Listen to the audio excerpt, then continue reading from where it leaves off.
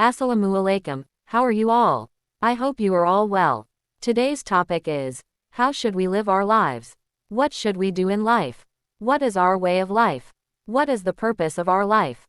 What should we remember? Why are we here? And what are we here to do?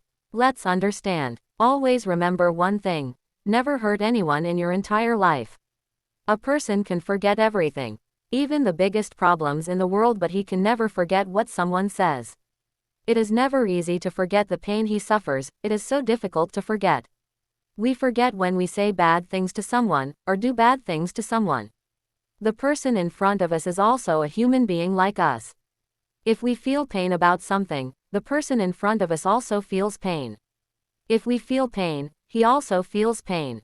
Yes, sometimes it happens, sometimes we do. We forget and our hearts get broken. But what effect does this thing have on the person in front of you?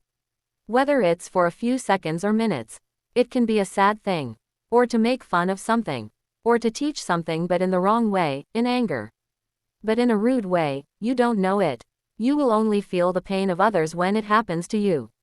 It's easy to say, I understand you. I understand your pain. No, we can't. We can't say I understand how you understand the pain of another, what trouble he has gone through. How do you know? So please don't do this to anyone. You ignore all that, and later you feel pain thinking about it. I shouldn't have done that. Why did I do that? The problem is not just hurting someone's feelings or making them feel bad. The problem is that they will always remember you.